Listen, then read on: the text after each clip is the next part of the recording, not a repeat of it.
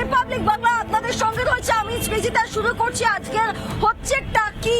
আর এখানে আমি আরে দাদা কি করছেন? আরে তাহলে পৃথ্বীরাজ দূরবীন নিয়ে খুঁজছি, দূরবীন নিয়ে কি খুঁজছো? আরে পৃথ্বীরাজ বাংলাদেশি উগ্রপন্থীরা নাকি আক্রমণ করতে আসবে। ওই যে আইএসআইএস আরে তা দূরবীন দিয়ে খুঁজছো কেন? কলকাতা তো এতক্ষণে দখল হয়ে যাওয়ার কথা। না, এতক্ষণে আমি তাই জন্যই তো খুঁজছি কোথায় এসছে। একটু আপনি একটু আমার সাথে আসুন। আচ্ছা পৃথ্বীরাজ প্রচন্ড গতিতে এগিয়ে যাচ্ছে এবং পৃথ্বীরাজ এবার লোকজনকে জিজ্ঞেস করবে। দাদা এক সেকেন্ড এক সেকেন্ড এই যে বাংলাদেশে বললো যে আপনি বাংলা বলতে পারেন? আপনি বাংলা বলতে পারেন না? আচ্ছা ঠিক আছে আমি দাদার কাছে আসছি। এটা ধরুন এক সেকেন্ড, আমি দাদার কাছে আসছি। আপাতত পৃথ্বীরাজ খুঁজে পাইনি। আমি আলোচনায় আসবো, আমাদের বাকি যারা অতিথি রয়েছেন তাদের কাছেও যাবো। তবে তার আগে এই যে বিগত ৩-৪ দিন ধরে যেভাবে প্রচার চালানো হলো, হাওয়া তোলা হলো, এই নাকি লং মার্চ করা হচ্ছে, 4 দিনে নাকি কলকাতা দখল হয়ে যাচ্ছে, তার হলোটা কি? এই যে আমি একদম শহর কলকাতার প্রাণ কেন্দ্রে দাঁড়িয়ে রয়েছি, শহর কলকাতার প্রাণ কেন্দ্রে দাঁড়িয়ে রয়েছে। এখন অব্দি আমি এরকম কোনো ছবি দেখতে পাচ্ছি না। কিছু এই দেশের সেনাবাহিনী দেখতে পাচ্ছি, কিন্তু বাংলাদেশের সেই সমস্ত সেনাবাহিনীরা গেল কোথায়? সেই সমস্ত সেনাকর্তারা গেল কোথায়? কলকাতাকে তো 4 দিনের মধ্যে দখল করার কথা ছিল। ঠিক কিভাবে হুঙ্কার গুলো এসেছিল আমি আগে সেটা আপনাদেরকে দেখাই, তারপর দেখি আশপাশে খুঁজে পাওয়া যায় কিনা। চলুন।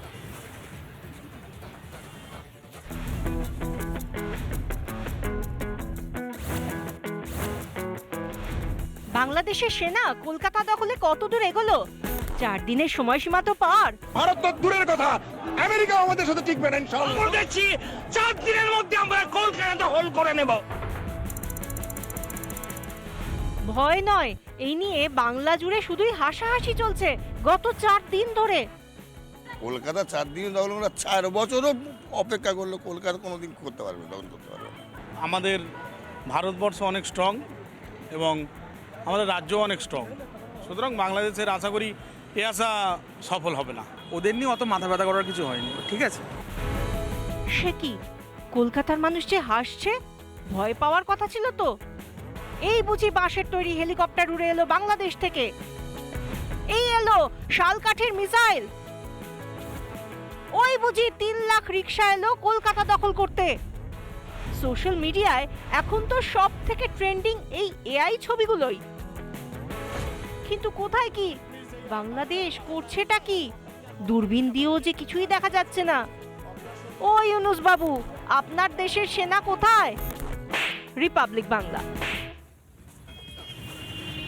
এক্স্যাক্টলি এটাই বলছিলাম যে দূরবীন দিয়েও কিছুই দেখা যাচ্ছে না। পৃথ্বীরাজ এখনো চেষ্টা করে যাচ্ছে দূরবীন দিয়ে খোঁজার, কিন্তু এখনো অব্দি পাচ্ছে না। যাই হোক, শুধুমাত্র পৃথ্বীরাজই নয়, আজকে আমাদের সঙ্গে আরো যারা রয়েছেন একবার পরিচয় করে দিই, তারপরে আলোচনাটা শুরু করে। আমার সঙ্গে রয়েছেন একদম অতি থেকে এখনো দূরবীন হাতে অপেক্ষারত পৃথ্বীরাজ, বিজেপির মুখপাত্র, এবং ঠিক তার পাশে রয়েছেন মানস সেন চৌধুরী, রাজনৈতিক কর্মী, এবং আমাদের সঙ্গে রয়েছেন বিজেপির মুখপাত্র অদিতি মৈত্র, আর রয়েছেন দেবব্রত রায়, রাজনৈতিক কর্মী। এদের প্রত্যেকের সঙ্গে আমি একটু কথা বলবো। আমি শুরুটা করে আজকে মানসবাবু অনেক কিছু শুরু থেকে বলতে চাইছেন।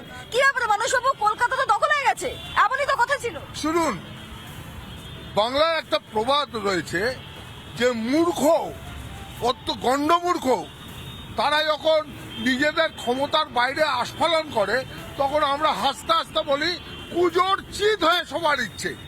তা এই বাংলাদেশি আহম্মকদের দেখে আমাদের ওই প্রবাদটাই মনে পড়ছে, কুজোর চিত হয়ে সবার ইচ্ছে। আর যদি মানে আমি ভারত ছেড়ে দিলাম, কলকাতার সবাই যদি সকালবেলা ঘুম থেকে উঠে আমরা যা করি তাই যদি করি, বাংলাদেশ ডুবে যাবে। আচ্ছা ঠিক আছে, বুঝতে পেরেছি, কিন্তু এখনো পৃথ্বীরাজ লড়াই চালিয়ে যাচ্ছে। কি হলো এতক্ষণ থেকে দূরবীন নিয়ে পৃথ্বীরাজ কি করছে? না, আমি বুঝতে পারছি না দূরবীনটা ঠিক আছে কি ভুল আছে। তার কারণ কেন, কি সমস্যা? দূরবীনে তো রিজভি বাবুর সেই ট্রুপগুলোকে দেখতে পাচ্ছি না, যাদের এতক্ষণে কলকাতা দখল করবার কথা ছিল। আমার সাথে একটু আসুন না। আচ্ছা পৃথ্বীরাজ এখন আরো 10 জনকে গিয়ে জিজ্ঞাসা করবে যে তারা দেখতে পাচ্ছেন কিনা। যাই হোক, আমি যাবো পৃথ্বীরাজের কাছে যাবো। তবে তার আগে এপাশে আরো কিছু সাধারণ লোকজন রয়েছেন, আমি দেখা যাক তারা কথা বলতে চান কিনা, তাদের সঙ্গে একটু কথা বলার চেষ্টা করি।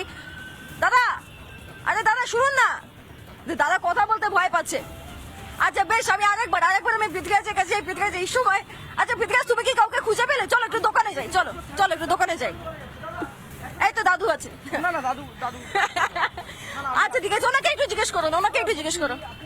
এক সেকেন্ড দাদা, আপনি কোথায় থাকেন? কি শুনতে চান? আর থাকেন কোথায় আগে বলুন না। হ্যাঁ, কোথায় থাকেন, বাড়ি কোথায়?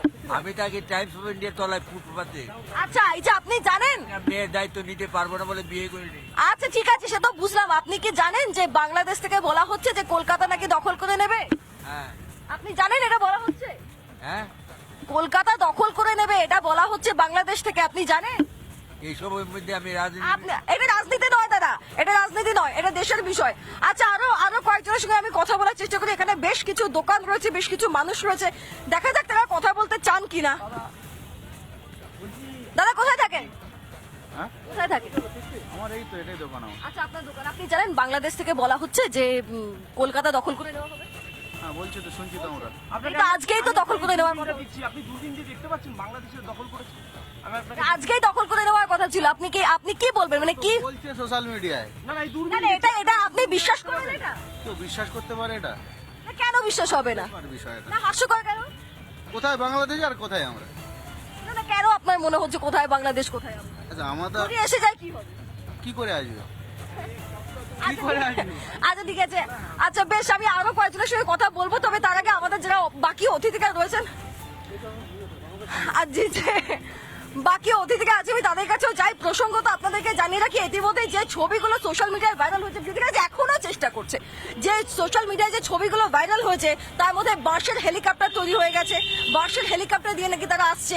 আচ্ছা, আরো কি কি সব আমরা দেখছিলাম, হাড়িতে করে বেশ ভাসতে ভাসতে আসছে, এরকম ছবিও আমরা দেখেছি। কিন্তু অদিতি দি, 4 দিন হয়ে গেল, আমি তো ঘুম থেকে উঠে ভীষণ চিন্তায় ছিলাম যে অফিসে আসবো কি আসবো না।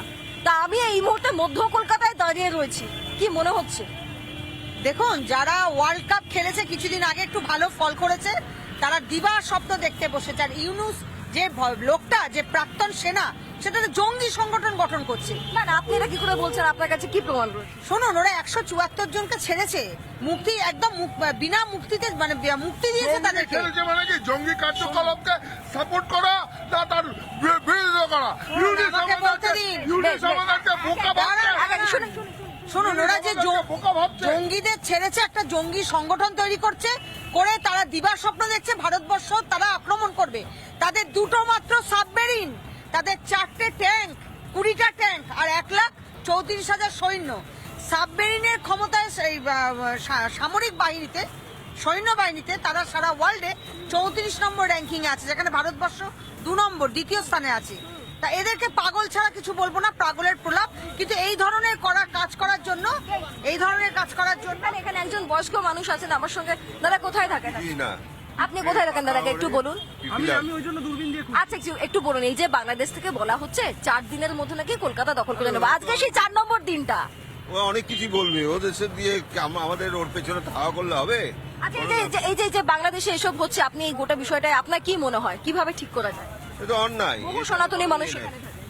অন্যায়। আমরা রামকৃষ্ণ মিশনের লোক, আমাদের ঢাকা রামকৃষ্ণ মিশন থেকে আমাদের মহারাজ বলে দিয়েছেন, এমনকি ঢাকার যে প্রেসিডেন্ট আপনার মোহাম্মদ ইউনুস, তাকেও বলে দিয়েছে যে এই জিনিসগুলো খুব অন্যায়।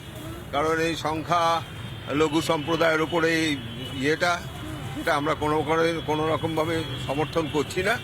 তারপরেও যদি এরকম ঘটনা ঘটে থাকে, আর তারপরে ভারতের বিদেশমন্ত্রী গিয়ে যখন এক টেবিলে কথা বলে এলো, তারপরে বিদেশ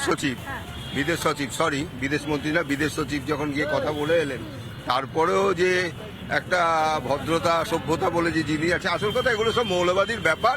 পাকিস্তানের ভিতরে বড় হাত আছে, যারা চাইছে দুটো দেশের মধ্যে একটা বিরাট একটা অশান্তি করে।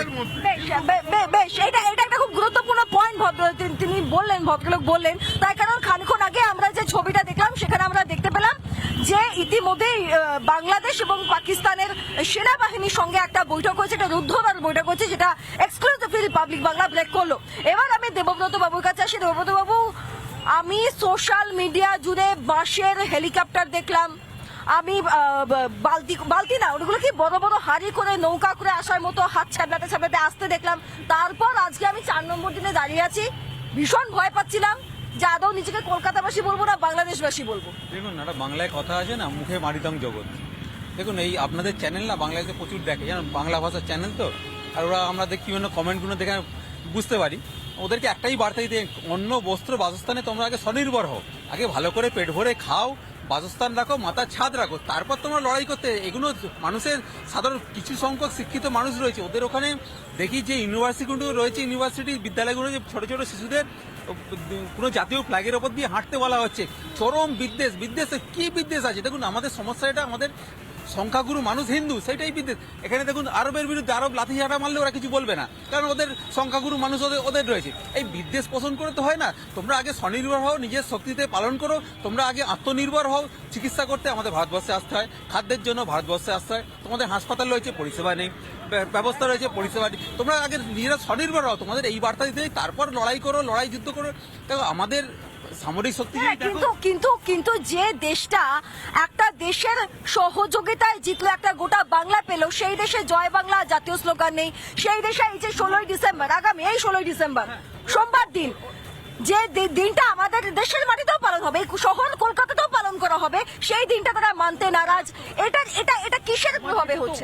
দেখুন এটাও ওরা অস্বীকার করছে। ওদের বঙ্গবন্ধু যিনি ওদের স্বাধীনতা দিলেন, পতাকাটা দিলেন দেশে, আগে তো, এখন তো আর বাংলাদেশ নেই, আমরা ওই পূর্ব পাকিস্তান বলে বলতে পারি, যে বাংলাদেশে স্বাধীন করলেন তার মূর্তি তারা ভাঙছে। তাদের মানে আইডিওলজিটা কোথায় দেখুন, তাহলে তাদেরকে কি বলবেন? তাদেরকে মানে হাস্যকর। মানে বাচ্চারা এখন কার্টুন নেটওয়ার্ক দেখে না, ওদেরকে দেখে খিল্লি করে। এখন খিল্লি করা, বাংলাদেশ খিল্লি করা যায়, সারা পৃথিবী যেন ওদের দিকে তাকিয়ে আছে।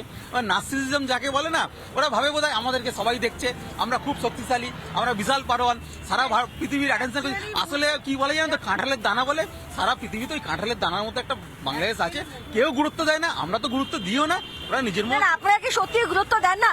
যখন একের পর এক অনুপ্রবেশ হয়, যখন বলা হয় যে অনুপ্রবেশ হচ্ছে, অনুপ্রবেশগুলোকে আটকান, সীমান্ত আটকান, তখন কি সত্যি আপনারা গুরুত্ব দেন না? আপনি যদি আপনার ঘরে খেতে পান না, আপনি কি অন্য জায়গায় গিয়ে যাবেন? খেতে পান, আপনি কি আসতে দেবেন? না। যারা দিনরাত থ্রেট দিচ্ছে, এক সেকেন্ড, যারা দিনরাত থ্রেট দিচ্ছে, যারা দিনরাত একটা দেশের মানুষের ক্ষতি করার কথা ভাবছে, তাদেরকে কেন আমরা ঢুকতে দেবো পৃথিবীরাজ? তাদেরকে কেন অনুপ্রবেশের রাস্তাগুলো আমরা আটকে দেবো না? দিদি, প্রথম কথা হচ্ছে এতক্ষণ ধরে আমি খুঁজলাম, কিন্তু কোথাও দেখতে পেলাম না যে বাংলাদেশ আমাদের ধর্মতলা দখল করেছে। আমার মনে হয় ভারতবর্ষের মানচিত্রের বাইরেই তারা মনে হয় লাফালাফি করছে এই বাসের ওই তাদের জিনিসপত্র নিয়ে, মানে আর্টিলারিগুলো নিয়ে।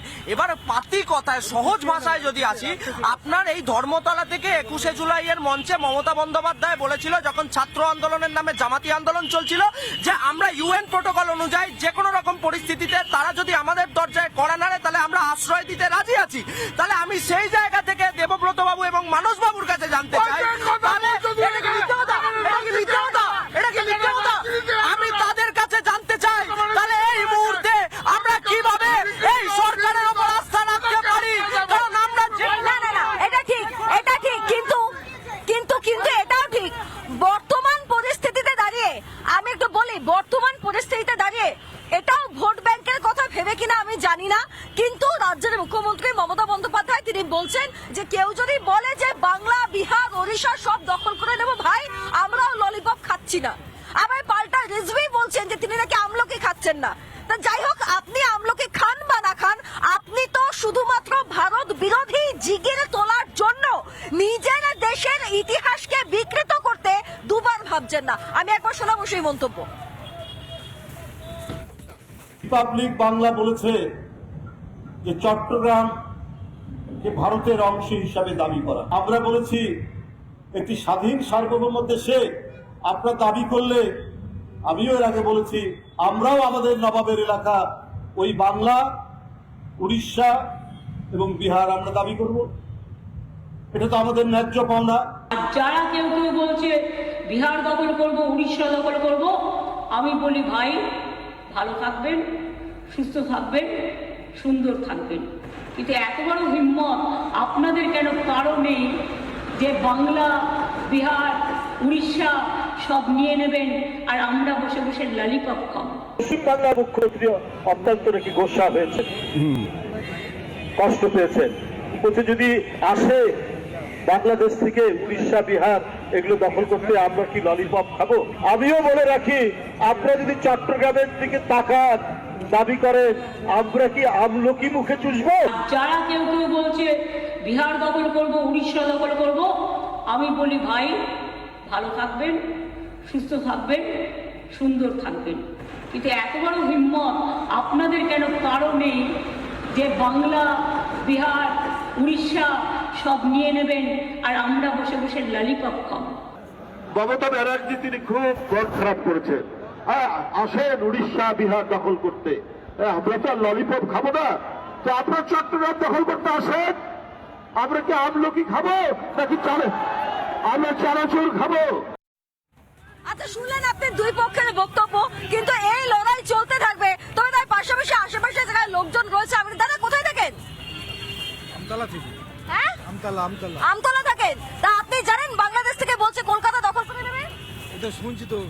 আজকে তো সেই 4 দিনে দখল করে নেওয়ার কথা ছিল। কলকাতা কি দখল হয়ে গেছে? না, কলকাতায় দখল হওয়া খুব সম্ভব আছে, অসম্ভব আছে।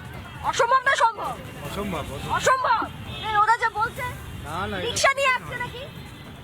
কলকাতা দখল নিতে পারে কি? এটা অসম্ভব নয়। কলকাতায় একটা অসুবিধা। না দাদা আমতলায় থাকে। দাদা আপনাকে দূরবীন দিতে চাইছে, অনেকক্ষণ থেকে দূরবীন দিয়ে খুঁজুন। তাহলে কথাটা হচ্ছে এমা বাংলাদেশি কোথায়? আমরা তো একাধিক। দাদা আপনি ভারতীয়? আচ্ছা বেশ দাদা আপনি ভাই কোথায় থাকেন? তুমি কোথায় থাকো ভাই? আমি এই মিডিয়াপুরে। তুমি সকাল থেকে কি মনে হচ্ছে, কলকাতায় আছো না বাংলাদেশে আছো? কলকাতায় আছি, এটা তো কলকাতায়। না এই যে বলছে যে দেখি বাংলাদেশ থেকে লোকজন চলে আসবে, দখল করে নেবে। না তেমন কোনো আচ্ছা ঠিক আছে, বেশ। এপাশে আমি অদিতি দি অনেকক্ষণ থেকে হাত তুলছেন, এই আবহে অদিতি দি হাত তুলছেন, বারবার করে কিছু একটা বলতে চাইছেন। অদিতি শুনুন, আগের বার যখন 71 সালে যে মুক্তিযুদ্ধ হয়েছিল না, ওদের সবটা মুছে দিচ্ছে, তো রবার দিয়ে বছরের মতো ওই যে পাকিস্তানের 95,000 সৈনিক না কান ধরে ভারতবর্ষের সৈনিকের কাছে উঠবোস করেছিল, স্যালেন্ডার করেছিল।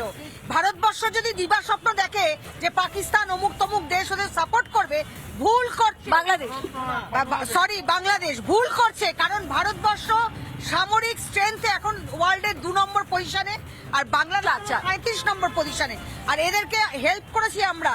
ক্ষুধার্ত বাংলাদেশ হাত পেতেছে ভারতবর্ষের কাছে, আমরা হেল্প করেছি। আর একটা কথা, আমি আজকেই দেখলাম খবরের কাগজে যে ওরা মাছ আমাদের ইন্ডিয়াতে পাঠাচ্ছে না, খুব খুশি সবাই। বাংলাদেশ আইসা মাছ খাইয়া যান।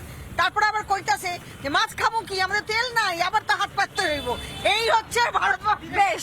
বেশ তবে যখন চারদিক থেকে এত ধরনের কথা আছে, তখন অদ্ভুত ভাবে আজকে আমরা দেখতে পেলাম যে তৃণমূলের শাসক দলের সংখ্যালঘু সেলের এক নেতা, তিনি 15 মিনিটের টাইম দিয়ে দিয়েছেন। তিনি নাকি বলছেন যে প্রতিবেশী দেশ দখল করবেন, মানে বাংলাদেশ নাকি দখল করে ফেলা যেতে পারে। এখন বিষয়টা হচ্ছে যে হয়তো সত্যি 15 মিনিটে সম্ভব, কিন্তু এটা এই বার্তা কেন দিলেন, মানে একই ধরনের ভূমিকা কেন পালন করেন? এখানেও কি ভোটের বিষয় রয়েছে নাকি অন্য কোনো কারণ, সেটা চর্চার বিষয়। তবে তিনি কি বলেছেন আগে শুনুন। সংখ্যালঘু মুসলিম যারা আছি এখানে, আমাদের জন্য যথেষ্ট বাংলাদেশ। আমি কালকেও বলেছি, বর্ডার খুলে দিন, 15 মিনিটের জন্য বাংলাদেশ দখল করে নেব আমরা। পুলিশ লাগবে না, ফোর্সও লাগবে না। যে নিজের জাতির পিতাকে চেনে না, মূর্তি ভাঙে, তাদের কাছ থেকে আর কি আশা করতে? 15 মিনিটের জন্য পুলিশ লাগবে না, খুলে দিক বর্ডার। আমরা যারা সংখ্যালঘু মুসলিম আছি পশ্চিমবঙ্গে, আমাদেরই যথেষ্ট দখল করা বাংলাদেশ। লাগবে না গোটা ভারতবর্ষ। আমরা 32 কোটি মুসলমান থাকি ভারতবর্ষে, এতজনও লাগবে না। আমরা পশ্চিমবঙ্গের মুসলিমরাই দখল করে দিতে পারবো বাংলাদেশ। আমি শুনলাম দেবব্রত বাবু সংখ্যালঘু সেলের, তৃণমূল কংগ্রেসের সংখ্যালঘু সেলের একজন নেতা বলছেন যে এদেশের সংখ্যালঘুরা চাইলে ওদেশের সংখ্যালঘুদেরকে, মানে ওদেশের যারা বাংলাদেশে, গোটা বাংলাদেশকে তারা দখল নিয়ে নিতে পারে।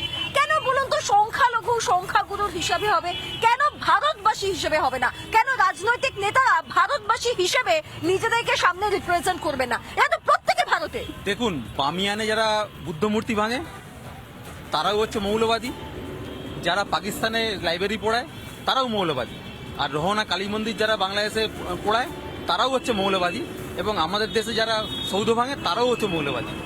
মৌলবাদীদের সাথে কোনো আন্ডারস্ট্যান্ডিং নেই, তারা হচ্ছে চরম অশিক্ষা এবং মৌলবাদের মিশ্রণ হচ্ছে এই বাংলাদেশ। ঠিক আছে, তাদের সাথে এই আলোচনার জায়গায় মৌলবাদ হচ্ছে মানে কি বলবো, মনুষ্যত্বের মানে শত্রু এরা। যে মানে রাজাকাররা তাদেরকে সব থেকে বেশি অত্যাচার করলো বলে, রাজাকাররা আমাদের খুন করেছে, অত্যাচার করেছে, মহিলাদের ধর্ষণ করেছে, মুক্ত, তাদের থেকে ভারত তাদের বাঁচালো। এখন সেই রাজাকাররা ওদের বন্ধু হয়ে গেল। অদ্ভুত ধরনের, মানে আমি বুঝতে পেরেছি। আমার সময় একটা ছোট ব্রেকের। তবে দাদাকে আমি যে প্রশ্নটা করলাম যে কেন সংখ্যালঘু হিসেবে রিপ্রেজেন্ট করা হবে, কেন সংখ্যালঘু হিসেবে রিপ্রেজেন্ট করা হবে, কেন ভারতবাসী হিসেবে বলবেন না দাঁড়িয়ে যারা আমরা ভারতবাসী, আমরা চাইলে 15 মিনিটের মধ্যে আপনি যা চাইছেন তা করে দেখাতে পারি। আমি এই প্রশ্নটা নিয়ে আসবো একটা ছোট ব্রেকের পর। দেখতে থাকুন রিপাবলিক বাংলা।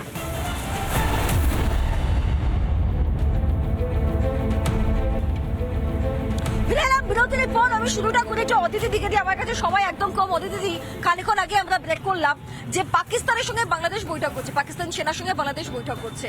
এমন একটা দেশ যে নিজের দেশের প্রধানমন্ত্রীকেই 5 বছর ঠিকঠাক রাখতে পারে না, পুরো মেয়াদ কমপ্লিট করেছে এরকম প্রধানমন্ত্রী পাওয়া যায় না, তার সঙ্গে বাংলাদেশ বৈঠক করছে। এটা কি ভারতকে চাপে ফেলার কোনো স্ট্র্যাটেজি করছে কোনো দেশ? আজকে শুনুন, ভারতবর্ষের একটা কণার উপযুক্ত না হচ্ছে পাকিস্তান। পাকিস্তান যেমন ইমরান খানের যেমন অবস্থা হয়েছিল, এরা এই এখানে বাংলাদেশেরও সেরকম অবস্থা। এদেরকে কোনো জায়গায় এরা কিছু করতে পারবে না, এরা আস্ফালন করবে। এবং সাধারণ বাংলাদেশের যে নাগরিক, সবচেয়ে বেশি ক্ষতিগ্রস্ত হবে বাংলাদেশের নাগরিক, কারণ তারা খাওয়া দাওয়া সবকিছু, বিদ্যুৎ, সবাই একদম নেই। আমি খানিক্ষণ আগে যেটা বলছিলাম যে এক সংখ্যালঘু নেতা বলছে এখানকার সংখ্যালঘুরা বাংলাদেশকে 15 মিনিটে দখল করে নিতে পারে। কেন সংখ্যালঘু, কেন বলছেন না যে আমরা ভারতবাসীকে দখল করে নিতে পারে? জায়গাটা আপনি এখানে সম্প্রদায় নিয়ে হচ্ছে, ওখানে সংখ্যালঘুরা আক্রান্ত। আমাদের মানে সম্প্রদায় নেই রিপ্রেজেন্ট করতে হবে। ভারতের পতাকা যখন মাটিতে জ্বলছে তখন কি কোনো সম্প্রদায় নিয়ে বলা হচ্ছে? নিয়ে যাব না বলেছে আমরা সংখ্যালঘুরা, we are quite capable to control and occupy entire Bangladesh. আমাদের এখানে সংখ্যালঘু কত আছে, তারাই ইচ্ছে করলে বাংলাদেশকে সুন্দর এক্সপ্লেনেশন বুঝতে পেরেছি। আমার কাছে সময় একদম নেই, পৃথ্বীরাজ একদম সময় নেই। যদিও পৃথ্বীরাজ শেষ লগ্নে এই মধ্য কলকাতায় দাঁড়িয়ে পৃথ্বীরাজ এখনো বোমারু বিমান টিমান কিছু একটা খুঁজছে আর কি, যে কোনোটা যদি বাংলাদেশ থেকে দুম করে চলে আসে তাহলে কি হবে। ও নিজেকে কি বলবে, বাংলাদেশি বলবে না কলকাতাবাসী বলবে না কি বলবে, পশ্চিমবঙ্গবাসী বলবে? খুব আতঙ্কে পৃথ্বীরাজ রয়েছে। শেষ লগ্ন সেই ছবিটা আমরা দেখিয়ে দিলাম। আর যেতে যেতে আমি একটা কথা বলে চাই আরো একবার, যে দেশ নিজের খাবার জন্য অন্যের কাছে তাদেরকে হাত পাততে হয়, যে দেশ একটা সময় উর্দু ভাষাকে আপনাদের ওপর চাপিয়ে দেওয়ার চেষ্টা করেছে, আপনাদের এই দেশের নারীদের ওপর লাগাতার অত্যাচার করে গেছে, নৃশংস অত্যাচার করে গেছে, যে দেশ তার প্রধানমন্ত্রীকে আজও পুরো মেয়াদ রাখতে পারে না, আজ টিল ডেট, আজকের দিনে দাঁড়িয়েও সেই দেশ আপনাদের কতটা সহযোগিতা করবে সেটা আপনারাই দেখে নেবেন। হচ্ছে নাকি এখানেই শেষ করছি, দেখতে থাকুন রিপাবলিক বাংলা। নানা ধরনের কন্টেন্ট দেখার জন্য লাইক করুন, শেয়ার করুন আমাদের ফেসবুক পেজ, সাবস্ক্রাইব করুন আমাদের ইউটিউব চ্যানেল। পাশাপাশি অন্যান্য ব্রেকিং নিউজের জন্য অবশ্যই চোখ রাখুন রিপাবলিক বাংলায়।